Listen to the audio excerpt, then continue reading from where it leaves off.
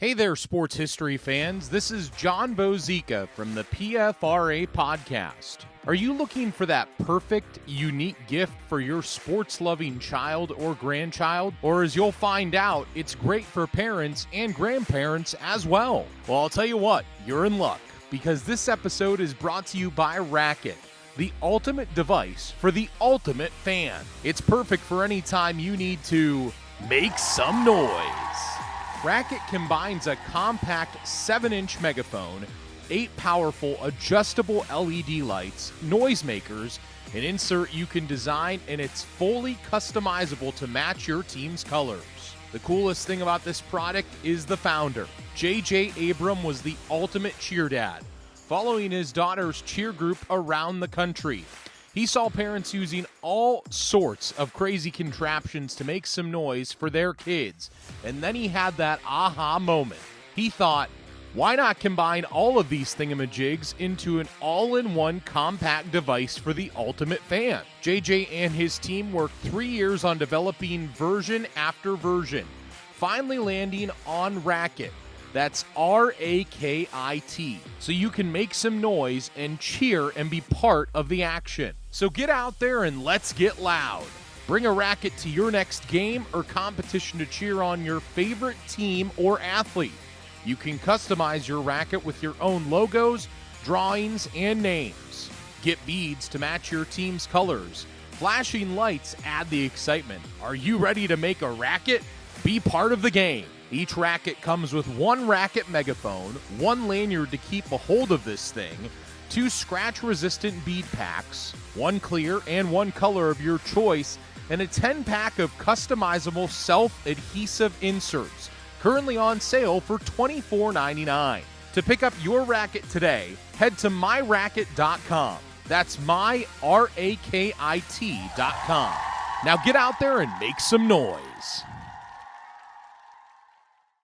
We all heard about Walter Camp, the father of modern football, and his time at Yale and some of the great innovations that he came up with, including the scrimmage and the snap and the quarterback and, 3 downs and 4 downs to get the yards to gain. He's responsible for a lot of that, bringing it from other avenues and some other sports. But what did he do for vacation?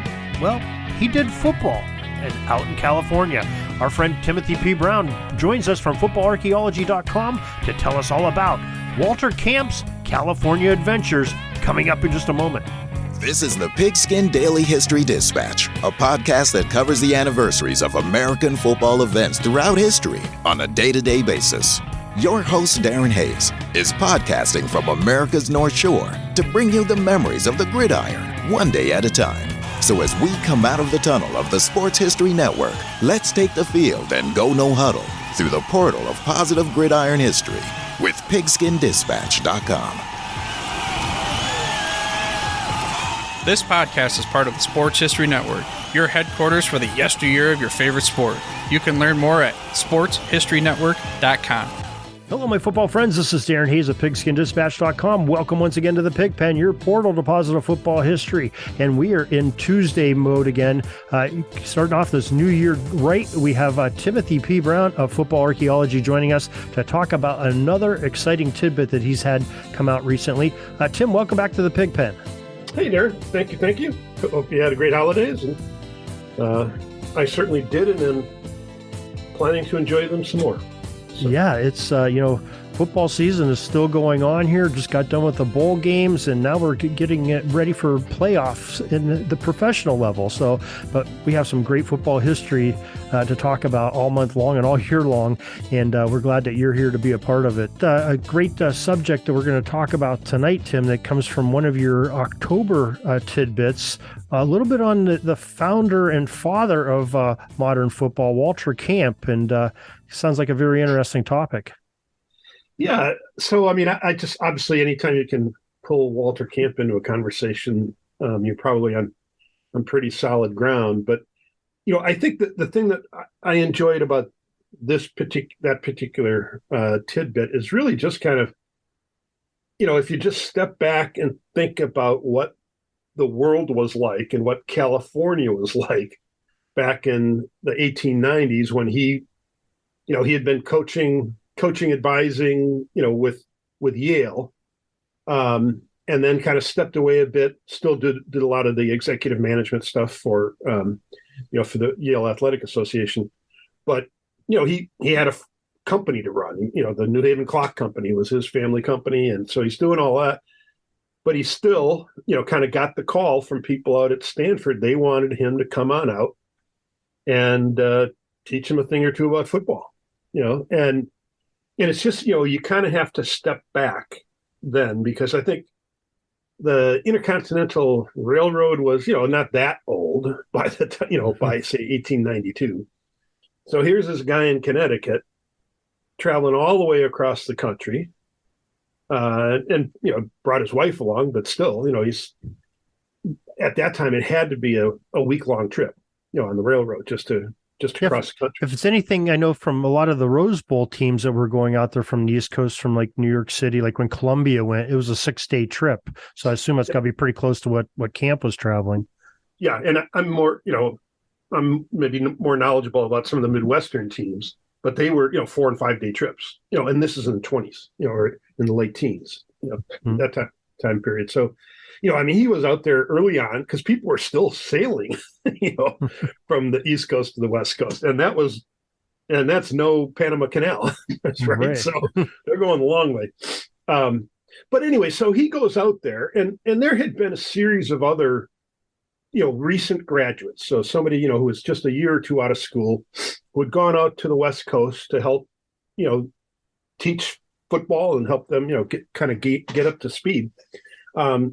And so, despite all that distance, one of the things that strikes me is just how often, I know, I did an article on shoulder pads recently, and, they showed up at Yale in like whatever it was, 1888 or something in that kind of time frame.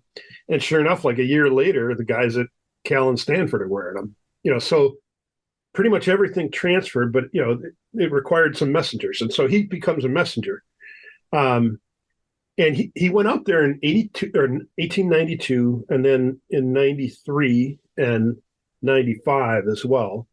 Sometimes arriving, after the Yale season was over. But in California, a lot of times they played later. They didn't necessarily play in September.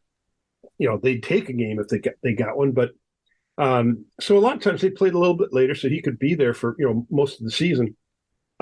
But the other thing really that's striking, I just think, is that, there just weren't that many teams to play. Part of the point about the article is they're playing like, two pretty famous teams in the Bay Area. One was the San Francisco Olympic Club. They like a lot of these athletic clubs, they had pretty strong teams. And then Reliance Athletic Club was the other one.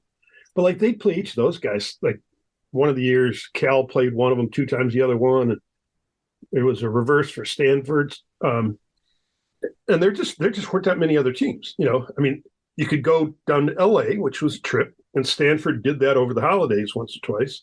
And you could go to the Northwest to play somebody in Portland. But otherwise, really, even in the 20s, the West Coast, the teams that we think of as the top teams on the West Coast now, they were still playing like, the USS Pennsylvania and, battleships moored in port. They'd have their teams, and so they'd play them early in the season. They'd play Chippewa and Sherman, which are both, Native American schools. Even like Arizona, those schools were pretty dinky. There just weren't many people living in Arizona, back then. So pretty dinky schools, and, they would play like the Occidentals of the world and, that kind of thing. And then, I think we've talked about it before, but USC didn't become a big deal until the 20s, So anyways, he's going out there, and basically there's 2 schools of any note on the West Coast, Cal and Stanford. They're rivals, and, they kind of try to knock each other off in the big game. But, it's just kind of an interesting story how knowledge of football disseminated from these guys who had just played in the previous years with, Stanford, or not Stanford, but, Harvard, Yale, Princeton, And then you get Walter Camp, of all people, to head out there and, try to show him a few things. And, he seems to have been reasonably successful, and anyways, I don't know, it's like a time capsule for me. Right. It's just a strange period. Yeah, there must have been some kind of a pipeline going from the East, like the Yales and Harvards, out to California. Because I can remember there's a story somewhere that I read where Leland was the coach at Harvard, and he was, I think he was bringing in the wedge design for kickoff or something. He was going to spring it on Yale as a surprise. And they were practicing in secret and everything. Yes. And he said something to somebody that traveled out to California, and this person went out there and was casually talking at some restaurant about it, and somebody from Yale overheard them, telegraphed back to Camp and said, "Hey, this is what they're planning to do." And of course, Camp had the answer for doing it. And so Harvard was the one that surprised the trap that wasn't set on Yale, it was set on Harvard. So yeah. No, I recall the story. I hadn't thought about it in that context, but yeah, it's a perfect fit. It's really just amazing just the difference in time, and yet they're playing this game that we still play today. Just a little bit different conditions, but like US or UCLA, was a normal school, then, back in the 1890s. So, they really didn't really become big time probably until the 30s, maybe even the 40s. But, when they had like Robinson and some of those guys in the late 30s, they were certainly. Yeah, it's just surprising how fast it spread, because I know we've talked about it a few times where when University of Chicago started taking shape with Amos Alonzo Stagg coming from the East, that was the far West. And, we got to go all the way to Chicago to play these teams. Now you go another, 1,500 miles to the West Coast from there, or maybe it's 2,000 miles, I'm not sure distance. Yeah. And, just a few years later, they're starting to become power. So very interesting the way it spread. Yeah, I mean, there was whenever anybody wrote, really till probably World War One, most time if they're saying, well, the football out west, that meant Midwest, and otherwise they didn't sort of the far west or the Pacific Coast or something like that. But West, the Big Ten was the Western Conference, so that kind of gives you a sense. And even like those silly boys from Michigan still, sing about being the champions of the West, right? Right. So, it's in their song, right? Yeah. So that's song is painful to hear most of the time, but nevertheless. Hey, it's all good. It's all good. Yeah. So, hey, well, we appreciate you bringing this. This is another great little bit of football history, and we just love hearing these tidbits and reading about them each and every day. And why don't you share with the listeners where they too can learn about your tidbits each and every day? Yeah, so there's two ways. The best way is to just find footballarchaeology.com and subscribe. It's free to subscribe. There are paid versions. Mostly that helps me buy stuff that I show, either books or postcards or whatever it may be. So help support Tim's habits. Yes, please support my habits. And then I also at the current time I'm still tweeting out that stuff every day, and it's that's become such a mess there that I'm not sure how much longer I'll do it, but we'll see. As long as I'm getting some reaction from people on Twitter, then I'll do it, I guess. But anyways, best way, and to make sure you don't miss anything, join or subscribe, and then you'll get an email every day. Every time I tweet or post anything, you get an email about it, and read them if you want, delete them if you want. Yep, they're always good reading, and they don't take very long to do. Usually 20 seconds to a minute, probably. And Yeah. I usually find myself engrossed in whatever image you have included in it, and that's what I spend most of my time looking at, because I know that's sort of where you usually center your ideas from, is finding an image. That's what we're talking about. These habits that Tim's buying. He's buying postcards and books and old programs, and finding photographs and just finding little hidden gems in there that I would overlook, and probably most people would, but Tim finds them and brings up some great football attributes, of football history to it. So we really appreciate that. Well, it's fun. It's fun, but join up if you're interested. Otherwise, keep listening to these as well. So yeah, and Tim's taken Where's Waldo to a whole new level, looking for where's the football history in this photograph. so Tim, so thanks a lot for joining us, and we'll talk to you again next week. Hey, very good. Thank you. Peeking up at the clock, the time's running down. We're going to go into victory formation, take a knee, and let this baby run out. Thanks for joining us. We'll see you back tomorrow for the next podcast. We invite you to check out our website, pigskinddispatch.com, not only to see the daily football history, but to experience positive football with our many articles on the good people of the game, as well as our own football comic strip, Cleat Marks Comics. Pigskinddispatch.com is also on social media outlets, Facebook, Twitter, Instagram, and don't forget the Pigskin Dispatch YouTube channel to get all of your positive football news and history. A special thanks to the talents of Mike and Gene Monroe, as well as Jason Neff, for letting us use their music during our podcast. This podcast is part of the Sports History Network, your headquarters for the yesteryear of your favorite sport. You can learn more at sportshistorynetwork.com. Hey there, sports history fan. This is Arnie Chapman, a.k.a. the Football History Dude, and I hope that you enjoyed this recent episode presented by the Sports History Network and were able to learn some good old-fashioned sports history knowledge nuggets. I started the Sports History Network back in 2020 with the mission to help podcasters find a community of like-minded sports history nerds, as well as helping aspiring podcasters to start their own shows. We have a little bit over 30 shows on the network right now covering all sorts of sports history, but as far as I'm concerned, we're just at the toothpick in the ocean moment, that can't even figure it out because there's so much more coming.